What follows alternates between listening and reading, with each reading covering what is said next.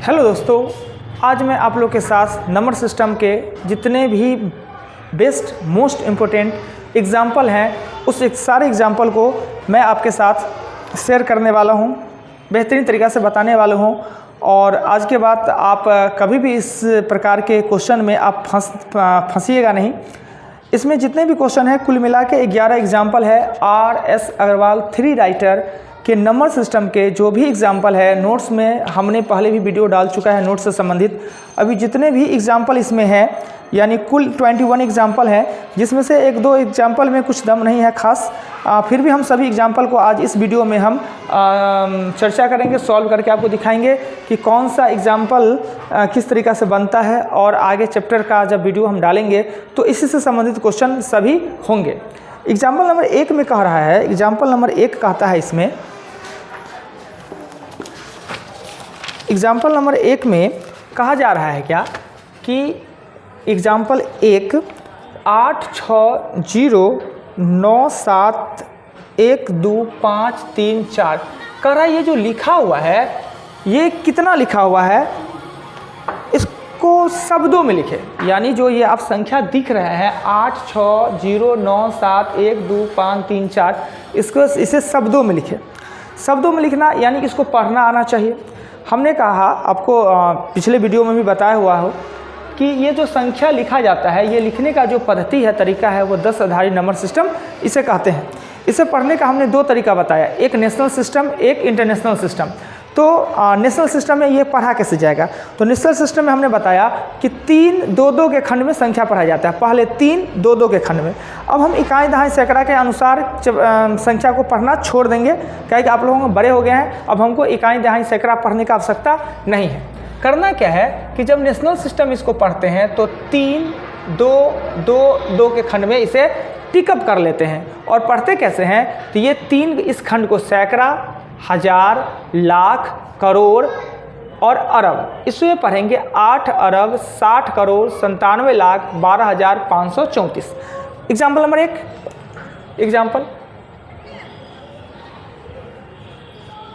Example number 2, उदाहरण 2 में कहता है क्या कि लिखा हुआ है 9 करोड़ 4 लाख 4,001। यानी जो भी ये उदाहरण आपके सामने हम प्रस्तुत कर रहे हैं, ये एस चंद 3 राइटर का जो मैथमेटिक्स है उसके नंबर सिस्टम के एग्जाम्पल हैं। पहले हम एग्जाम्पल सभी को सॉल्व करेंगे, एग्जाम्पल का वीडियो आपके सामने आएगा। उसके बाद जितने भी क्वेश्चन हैं सभी क्वेश्चन का वीडियो भी पार्ट बाय पार्ट आपको प्रोवाइड करवाया जाएगा, जिससे कि आप घर बैठे ही सभी चीज़ को या तो पढ़े हुए हैं तो रिपीट हो जाना है बड़ी इजीली आसान से। किताब में भी सॉल्व किया गया है, उसका तरीका और मेरा तरीका में बहुत सारा अंतर आपको मिलेगा। और एक बार आप अगर सही से देख ले तो आप कभी फिर उस चीज़ को भूलिएगा नहीं। तो सभी हम प्रोवाइड करवा देंगे। पहले एग्जाम्पल को, अभी 9 करोड़ हमको लिखना है तो हमने कहा कि 3 2, अगर ये खंड है सैकड़ा का, ये हजार का, ये लाख का और ये करोड़, तो यहाँ पे 9 करोड़ दे देंगे। 9 करोड़ 4 लाख, 4 लाख देना है तो 4 0 4 दे देंगे, 4 लाख। 4,000 तो 4,000 दे देंगे। और 1 लिखा हुआ है तो 1 लिखने के लिए तो सैकड़ा होता है। ये आपका हुआ 9 करोड़ 4 लाख 9 करोड़ 4 लाख 4,001, ये ऐसे लिखाया। एग्जाम्पल नंबर 3 में कहता है कि आपको ये बताना है कि 7 8 4 3 5 6 9, इसमें जातीय और स्थानीय मान का चर्चा कर रहा है। अगर इसको पढ़ना होता तो हमने पढ़ना था सैकड़ा, हजार और लाख। 78 लाख 43,569 हमने पढ़ना है।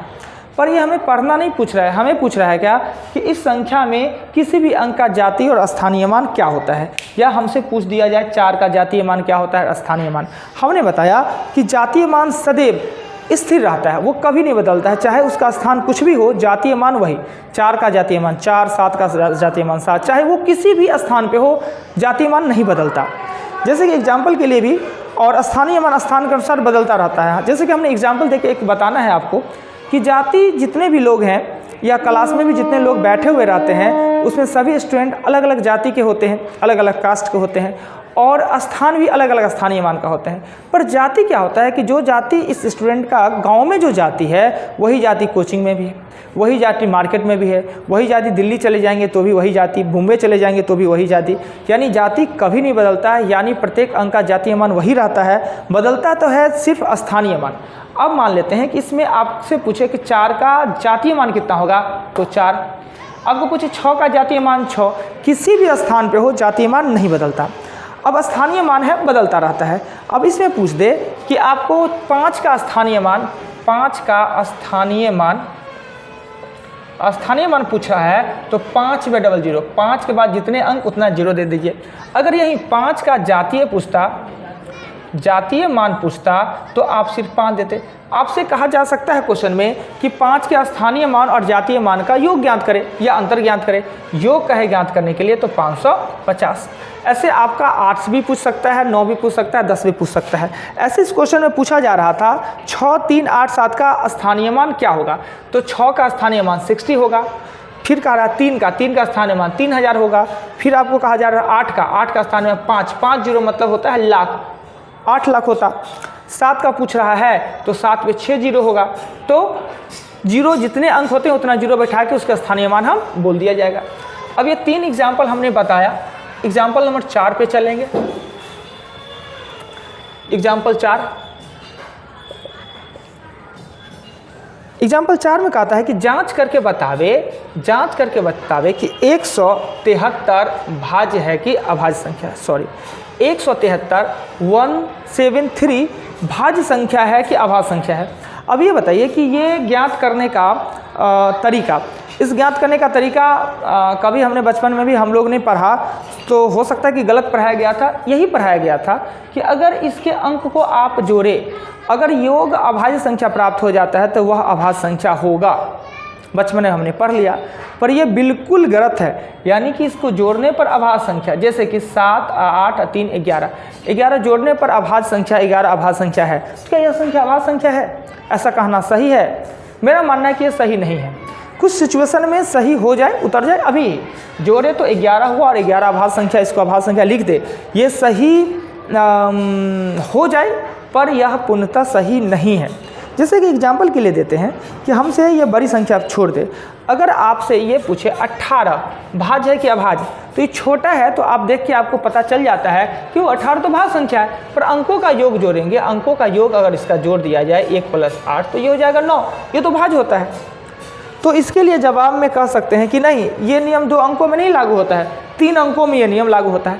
पर भाई आप ये सब छोड़िए, ये जोड़ घटाव वाले सिस्टम। अब हम आपको जो बताने जा रहे हैं वो एकदम परफेक्ट है, चाहे किसी भी संख्या, किसी भी अंक का हो, कितना भी हो, वो सही होना है। करना क्या है कि 173 देख रहे हैं, ग्रेटर देन का आप चिन्ह दीजिए और इससे जस्ट बड़ा वर्ग संख्या आपको सोचना है कि जस्ट बड़ा वर्ग संख्या होता क्या है।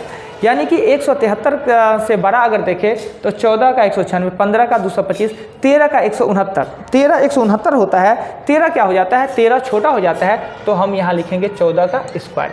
14 से पहले अभाज्य संख्या होता है आपका 2, 3, 7, 11 और 13। यानी वर्ग संख्या को लिखिए, इससे बड़ा वर्ग संख्या को, और जो भी उससे बिफोर का अभाज्य संख्या है उसे आप लिख लीजिए और देखिए क्या इससे विभक्त होता है।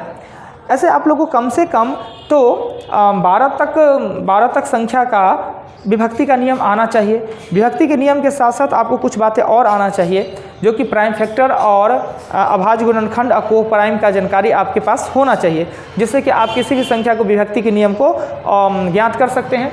अच्छा, उसका चर्चा हम दूसरे वीडियो में करेंगे। विभक्ति के नियम के बारे में भी एक वीडियो हम आपको डालेंगे। हो सकता है कि नंबर सिस्टम का वीडियो जब हम डाल रहे थे नोट्स का, उसमें ये विभक्ति का नियम छूट गया होगा, ध्यान पर नहीं था, पर नेक्स्ट वीडियो हम बना के डाल देंगे। अब क्या है कि 2 से विभक्ति का नियम इकाई स्थान पे 2, 0, 2, 4, 6, 8 होना चाहिए, नहीं है, विभक्त नहीं होता है, इससे विभक्त नहीं हुआ। 3 से विभक्ति का नियम कहता है अंकों का योग 3 से विभक्त होना चाहिए, अंकों का योग 3 से विभक्त होना चाहिए। ये अंकों का योग 11 होता है, विभक्त नहीं हुआ। 7 से विभक्ति का नियम 7 दूना 14, विभक्ति का नियम 7 का होता नहीं है, फिर भी हम कुछ नियम बताएंगे। 7 दूना 14, ये भी विभक्त नहीं हो रहा है। 11 से भी विभक्त नहीं हो रहा है। 13 से लेंगे, 13 से भी। अगर इस पाँचों में से किसी से विभक्त नहीं हो पाया तो 173 है वो अभाज्य संख्या संख्या होगा।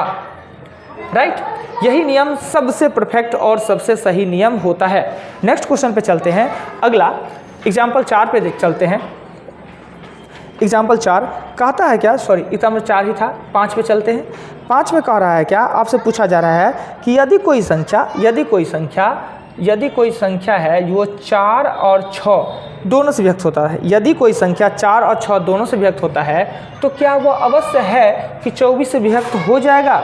आपसे यह पूछा जा रहा है कि कोई संख्या 4 और 6 दोनों से विभक्त तो क्या 24 से विभक्त हो जाएगा। यानी 24 का ये प्राइम फैक्टर 4 और 6 है, 4 6 दोनों से विभक्त मतलब 24 से विभक्त। ऐसा कहना सही होगा या नहीं, ये आपसे पूछता है। पर हम एक एग्जाम्पल के सहारे बताते हैं। 12 एक ऐसा संख्या है जो 4 और 6 दोनों से व्यक्त होता है, तो क्या 24 से व्यक्त हो रहा है, नहीं। 36 एक ऐसा संख्या है जो 4 और 6 दोनों से व्यक्त होता है, क्या 24 से व्यक्त हो रहा है, नहीं। परंतु 48 एक ऐसा संख्या है जो 4 6 दोनों से व्यक्त होने के साथ साथ 24 से भी व्यक्त होता है। पर यह कहना सही नहीं होगा कि जो संख्या 4 और 6 दोनों से व्यक्त होगा वो सदैव 24 से व्यक्त होगा। ऐसा होता क्यों नहीं है। अब देखिए, और जैसे 12 है, 12 का प्राइम फैक्टर होता है 3 गुने 4। यदि जो संख्या 3 और 4 दोनों से व्यक्त होगा वो निश्चित रूपेण अवश्य हमेशा सदैव 12 से विभक्त होगा। जो संख्या 3 4 दोनों से विभक्त वो 12 से विभक्त होगा, तो जो संख्या 6 4 से विभक्त वो 24 से विभक्त हमेशा क्यों नहीं होगा, सदैव क्यों नहीं विभक्त होगा, कि उसके पीछे क्या रीजन होंगे।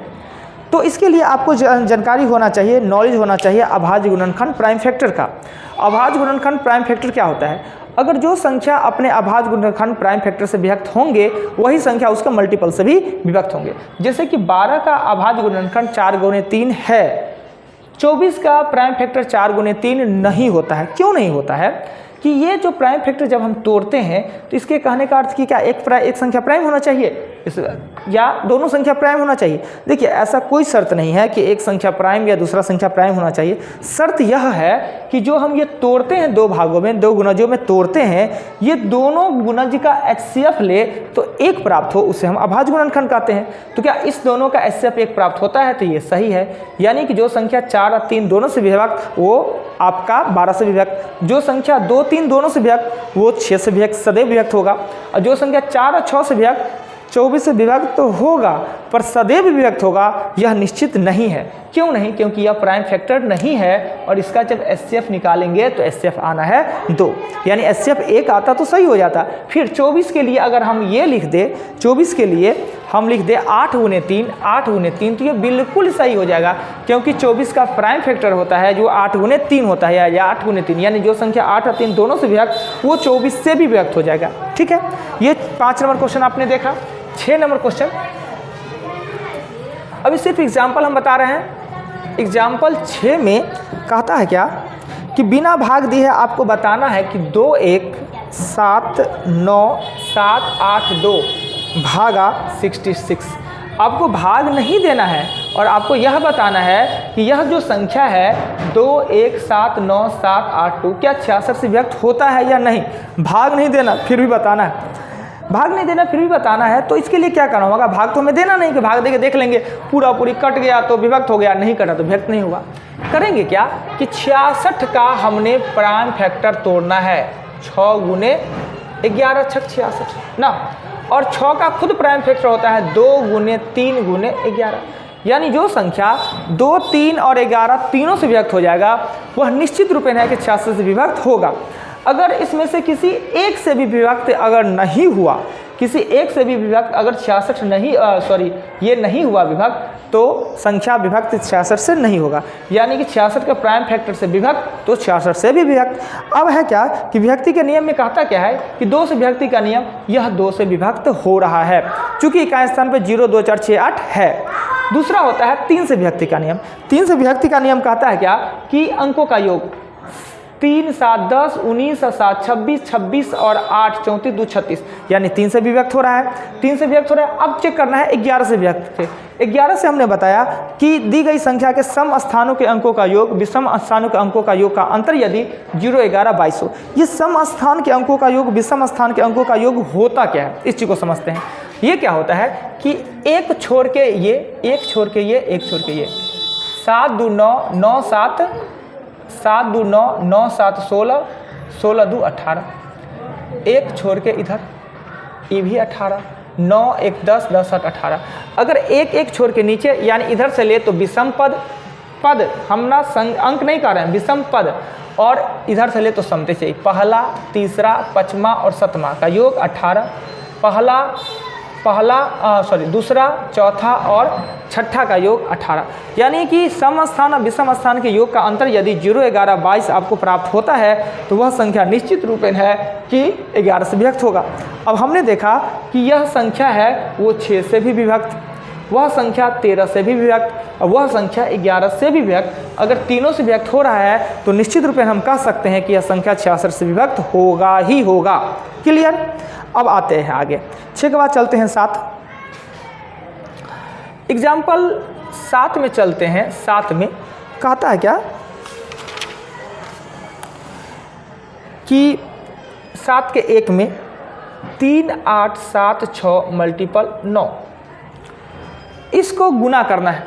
तो ये गुना करने का काम 3rd या 4 में सीख लिया जाता है। 3rd स्टैंडर्ड या 4th स्टैंडर्ड में हम ये गुना करना सीख लेते हैं। तो आखिर हमें कंपटीशन के किताब में कंपटीशन में ऐसा गुना क्यों दिया गया कि हम क्यों क्विक कर सके, जल्दी कर सके, इसलिए दिया गया। अब देखिए कि आप कोशिश कीजिए कि आपको पता होना चाहिए कि 0 से गुना नहीं करना पड़ता है, न 0 से भाग देना पड़ता है। अगर एक 0 से गुना करना है यानी 10 से गुना करना है तो संख्या में 1 0 डाल दीजिए। 100 से गुना करना है 2 0 डाल दीजिए। 1000 से गुना करना है 3 0 डाल दीजिए। वैसे ही अगर 10 से भागा देना है तो आपने 1 दशमलव दे दिए, एक स्थान यानी दाएं से एक स्थान दाएं, एक स्थान दाएं दशमलव को खिसका दीजिए। 100 से भागा देना है तो 2 स्थान दाएं खिसका दीजिए। यानी आपके सेंस में ये आना चाहिए कि 10 से ना गुना करना पड़ता है, यानी 10 के घात से ना गुना करना पड़ता है, नहीं हमें भाग करना पड़ता है। तो हमें करना क्या है कि हम इसको क्या किसी को 10 में ला सकते हैं, 10 के घात में ला सकते हैं तो वो क्वेश्चन आसान हो जाएगा। ये क्या है कि 3876, इसे हम लिख सकते हैं 10 - 1, 9 को 10 - 1। अब ये 0 और ये 1, न 10 से गुना करने में परेशानी और न ही 1 से गुना करने में परेशानी। 3876 एक 0 से मल्टीपल करने के लिए 0 माइनस और 3876, 0 में से 6 घटाइएगा तो 4, ये आ जाएगा 5, 15 में से 7 जाएगा तो 8, यह हो जाएगा आपको 6 16, 16 में से 8 जाएगा तो 8, यह हो जाएगा 7, 7 में से 3 जाएगा तो 4 और 3, यह आपका गुणनफल का आंसर। तो कुछ लोग वीडियो देखेंगे तो कमेंट यह भी कर सकते हैं कि सर जितना देर में तो आप गुना किए, ये प्रोसेस से बना है, उससे जल्दी तो हम गुना करके निकाल सकते हैं। हाँ भाई अवश्य निकाल सकते हैं, क्यों नहीं निकाल सकते हैं। एगो 9 है तब ना, यहीं पे 3 4 5 6 9 रह जाए तो क्या होगा। अगले क्वेश्चन में देखते हैं। इसी का दूसरा नंबर क्वेश्चन देखते हैं। इसी का 2 नंबर क्वेश्चन देखा जाए तो उसमें 2 या 3 नंबर देखते हैं। 3 नंबर कहता है 6 5 8 7 3 अगुने 9 9 9। अब हम पीछे का प्रोसेस रिपीट नहीं करेंगे। 9 9 9 मतलब 1000 माइनस 1। आप क्या कीजिए 6 5 8 7 3 पर 1 2 3 को 0 दे दीजिए और 6 5 8 7 3 घटा लीजिए। सिर्फ घटाना पड़ा ना। तो आप बताइए, जो कमेंट करने का इच्छा जिनमें हो रहा था वो बताइए कि गुना करना ज़्यादा जल्दी था या ये प्रोसेस यूज करना ज़्यादा आसान है, जो अच्छा लगे। आगे चलते हैं क्वेश्चन नंबर 8 पे। सभी अभी एग्जाम्पल है।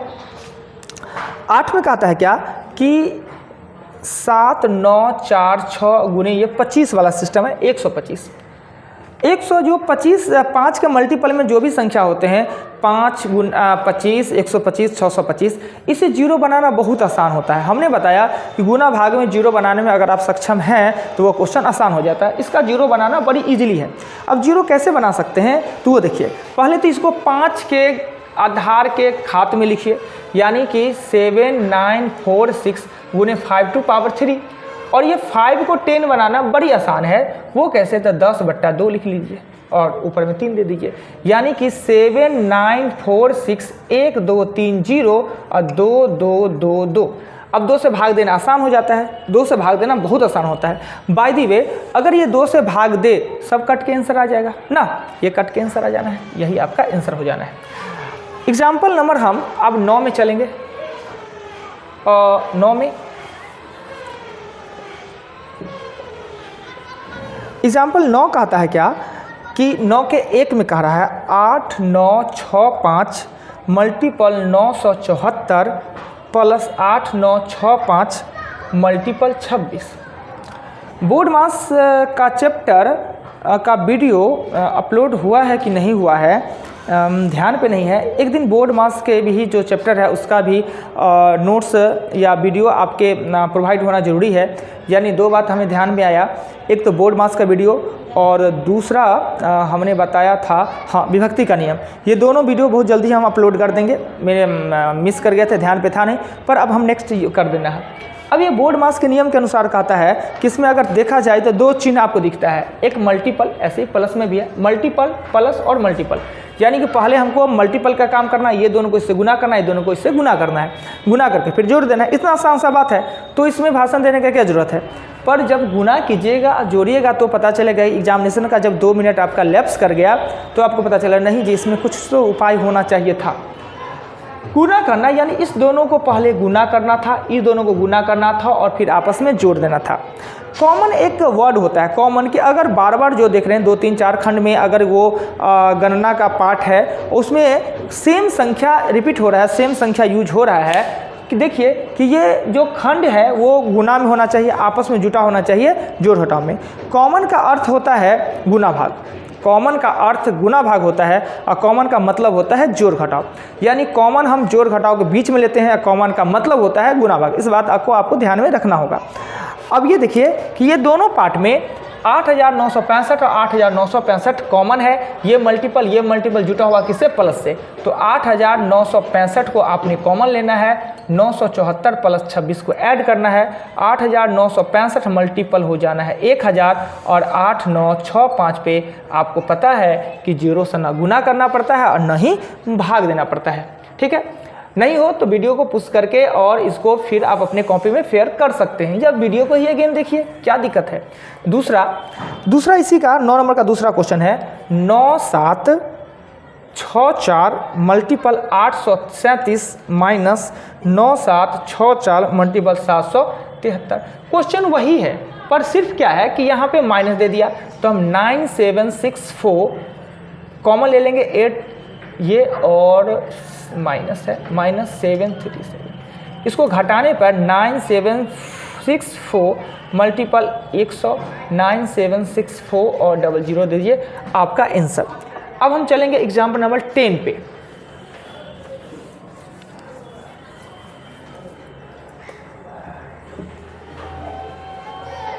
एग्जाम्पल 10 एग्जाम्पल में कह रहा है कि संक्षिप्त विधि से 1805 गुने 1805 का गुना करना है। संक्षिप्त विधि से मल्टीपल तो करना है पर शॉर्ट में करना है। करना क्या है, जब जो दो संख्या सेम हो तो इसको 1805 का हम स्क्वायर लिख सकते हैं। 1805 को हमें क्या करना है कि 0 में लाना है। हमने बता दिया कि गुना भाग में 0 में लाना आसान हो जाता है। अब ये लिखने के बाद आपको दिखता होगा a प्लस बी का ये होल स्क्वायर, जो कि कहा जाता है a square plus B square 2ab। A के जगह पर 18 आपने देखना है, बी के जगह पर आपने 5 देखना है। 18 का स्क्वायर 324 होता है, 2 के बदले 4 को 0 दे दीजिए, 5 का स्क्वायर 25 होता है, 2ab यानी 18 दूना 36 और 36 पंचे 180 यानी 180, तो ये गुना और डबल इसका 0, इसको जोड़ दीजिए और यही आपका आंसर।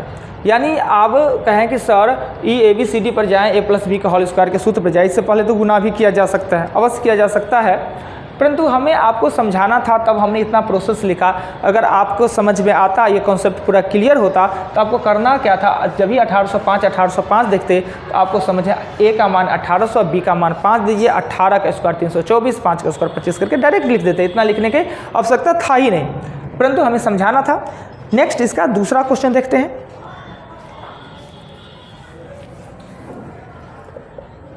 दूसरा क्वेश्चन में कह रहा है क्या कि 1996 गुने 1996। अब आपके माइंड में आना चाहिए a का मान 2000, a का मान आना चाहिए 2000 और b का मान आना चाहिए 4। अब कर दिए a स्क्वायर मतलब 4, 1 2 3 4 5 6, b स्क्वायर मतलब होता है 16 माइनस 2ab, तो 4 दूना 8 दूना 16 पर 1 2 3 0। इस दोनों को जोड़िए और इसको घटा लीजिए, यही आपका आंसर। तीसरा नंबर क्वेश्चन में कहता है क्या कि 981 मल्टीपल 981 माइनस 419 मल्टीपल 419। अब देखिए, गणित अगर पढ़ना है, मैथ को अगर अच्छा बनाना है तो कुछ चीज़ है वो आपको हंस के हो, रो के हो, जैसे भी हो याद करना ही पड़ेगा। नहीं याद होता है, बार बार इसको देखिए, उसको नोट डाउन करके बड़े बड़े अक्षर में आप अपने सामने पढ़ने वाले जो जहाँ पे आप पढ़ते हैं टेबल लगा के उसके सामने उसको चिपका लीजिए और हर टाइम पढ़ना स्टार्ट करने से पहले उसको देख लीजिए। हो सके जब भी पढ़ते पढ़ते मन थक जाए तो एक बार एक नज़र उसको देख लीजिए। इतना भी बड़ा चीज़ नहीं है ये बीजगणितीय। 13 फार्मूला अगर आप याद कर लेते हैं तो आपकी सारी समस्या का समाधान हो जाएगा। इतना भी बड़ा फार्मूला, टफ फार्मूला नहीं होता है कि जो याद ना हो, पर याद करना ही पड़ेगा भाई, कर लीजिए। तो ये जो क्वेश्चन है, ये क्वेश्चन जो हमने आपको बोर्ड पे लिखा एग्जाम्पल 10 का 3 नंबर, ये कहता है ए स्क्वायर माइनस बी स्क्वायर। ये फार्मूला का मतलब होता है एक बार जोड़ के और एक बार घटा के। जोड़ेंगे 981 में 419 को जोड़ेंगे और 981 में 419 को घटाएंगे। जोड़ेंगे तो 0 0 1400 होता है ना, घटाएंगे तो 11 में से 9 जाएगा तो 2, 7 में से 1 जाएगा तो 6 और 9 में से जाएगा 5। अब इसको आपस में गुना कर दिया। अब आप ही देखिए कि 562 आ रहा ना भाई, हाँ, 562 को 14 से गुना करना आसान है कि 981 को 981 से और 419 को 419 से गुना भाग करके करना, तो आसान होता है ये करना। तो फार्मूला पे अगर आप जाते हैं, फार्मूला आपको सहयोग के लिए, आपके क्वेश्चन को आसान बनाने के लिए ही किया गया है, न कि टफ बनाने के लिए। देखिए, एक वीडियो है जो हमने 10 एग्जाम्पल बनाया, ये करीबन आधा घंटा का होने जा रहा है। तो हम कोशिश करेंगे कि बहुत बड़ा वीडियो ना बनाएं जो कि बोरिंग हो जाए। 10 एग्जाम्पल को हमने इस वीडियो में सॉल्व किया है। तो आपका वीडियो में डिस्क्रिप्शन में भी और थंबनेल में भी ये दिखा हुआ मिल जाना है कि नंबर सिस्टम का एग्जाम्पल पार्ट 1 और एग्जाम्पल पार्ट 2, ऐसे भी नंबर सिस्टम का टोटल जितना भी क्वेश्चन है एस चंद 3 राइटर का, सभी क्वेश्चन हम इसी तरीक़ा से, इससे भी बेहतरीन तरीक़ा से कोशिश करेंगे कि हम बना के और समझा के सॉल्व करके और आपको प्रोवाइड यूट्यूब पे करा दे। अगर अच्छा लगे, वीडियो अच्छा लगे, मेरे पढ़ाने का कॉन्सेप्ट आपको पसंद आवे तो वीडियो को अपने दोस्तों में शेयर कीजिए कि अधिक से अधिक लोगों को इससे बेनिफिट मिल सके, लाभ मिल सके। जो दूर दराज जहाँ पे अच्छे टीचर अवेलेबल नहीं हो पाते हैं तो वहाँ तक भी पहुँच पाए। और ये मेरा वादा है कि यूट्यूब पे हज़ारों सैकड़ों टीचर होंगे, पर हम हमेशा कोशिश करेंगे कि आपको कुछ यूनिक बताने का, कुछ अलग बताने का और मैथ के दुनिया की, मैथ के नियम से भी बढ़ के बताने का। और आप कंटिन्यू मेरे वीडियो का विजिट कीजिए और हर वीडियो में आपको कुछ अलग सा यूनिक मिलेगा। ऐसे मेरे इस चैनल पे सी हब MRC जो चैनल का नाम है, उसका फुल फॉर्म होता है competition hub mathematics research centre. इस पे जितने भी मेरा क्लास चलता है उस सभी क्लास का वीडियो, जो एक क्लास है प्रतिष्ठान है वो मेनली रूप से लहरियासराय में है, लहरियासराय के बलभद्रपुर में है और वहाँ मॉर्निंग का क्लास चलता है। इसका दूसरा ब्रांच है वो हायाघाट में भी है, जहाँ पे इवनिंग में चलता है। तो ये संस्थान, अच्छा इस वीडियो के लिए इतना ही। नेक्स्ट वीडियो में आगे बात किया जाएगा, आगे बात बताएंगे कि जो भी लाइव वीडियो है, क्लास का जो लाइव वीडियो होगा, कोशिश करेंगे कि जिस सभी क्लास का लाइव वीडियो हम आपको डालें, जो कि बहुत एंटरटेनमेंट के साथ साथ अलग तरीक़ा से पढ़ाई भी। और हमें पूरा होप है कि अगर उस वीडियो को आप देखते हैं, 1 घंटे का वीडियो, एक लाइव क्लास, एक वीडियो का, तो आपको बहुत सारा बात गणित, मैथ के अलावा भी अलग सब्जेक्ट का नॉलेज होगा। और थोड़ा सा नोक-झोंक, थोड़ा सा हंसी मजाक, थोड़ा सा एंटरटेनमेंट, ऐसे हम जब वीडियो बना रहे हैं किसी विशेष क्वेश्चन पे, जो कि सिर्फ हम वीडियो बना रहे हैं, ना कि यहाँ मेरे सामने स्टूडेंट अवेलेबल हैं, तो थोड़ा सा फेस गंभीर सा रहता हो। पर जब हम क्लास में जाएंगे, क्लास का वीडियो बनाएंगे, तो पूरा एंटरटेनमेंट, एकदम हंसता हुआ फेस, एकदम जॉली क्लास आपको मिलेगा। तो नेक्स्ट टाइम से जब वीडियो हम लाइव क्लास का वीडियो डालें, उसको विजिट करें, देखें और अपना प्यार दें और अपना ज्ञान भी बढ़ावे। इस वीडियो के लिए इतना ही। Thank you.